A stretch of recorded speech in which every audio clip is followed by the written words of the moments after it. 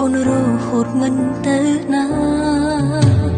ពេលនេះផ្ទុយស្រឡាញ់ចិត្តមកក៏ប្រាថ្នារកអ្នកដទៃពាក្យសន្យាប្រាក់គ្មានន័យអ្វីរលាយអស់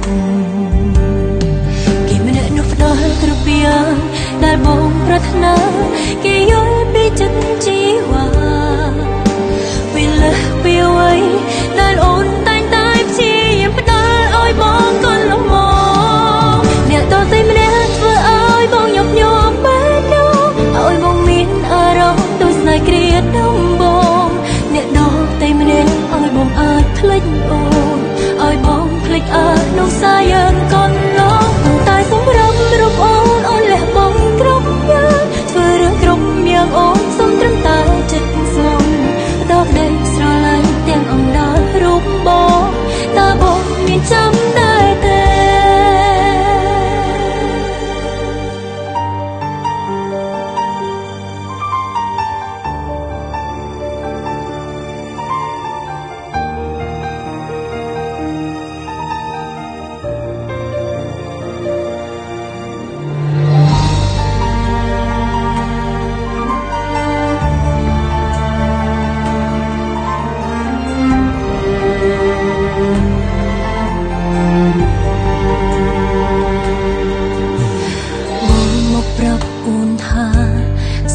យើងប្រហែលមិនអាចទៅមុខ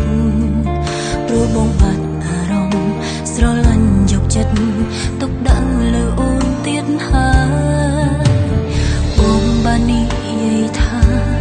បងត្រូវការវេលាគិតសាជាថ្មីថានឹងបន្តត្រូវការអូនដូចគ្រាមុនទេគេម្នាក់នោះផ្ដល់គ្រប់យ៉ាង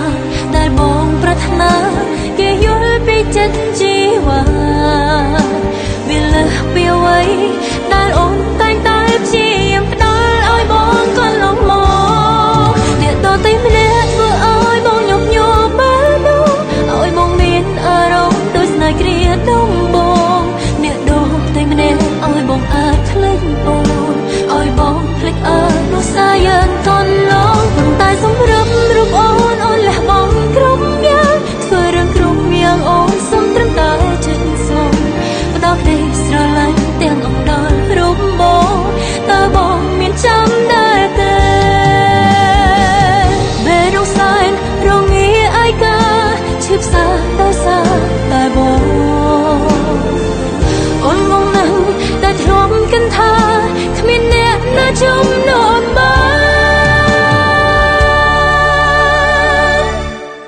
ជំក្រៅអូនដឹងហើយថាស្នេហាយើងកូនឡោគ្មានសំបីម្ដងដែរបងច្បាស់លាស់នឹងអូនដឹងហើយថាអូនមិនមែនមនុស្សតូចបងជាជុំរះជុំក្រៅក្នុងបេះដូងបងចោទសំណួរសួរខ្លួនឯងហេតុអ្វីខំខ្លាំងម្ល៉េះទាំងបេះដូងទទួលបានតែក្តីឈឺផ្សាត្រឹមជានារីតែបងមិនត្រូវការគ្រប់យ៉ាងជាការមកប្រា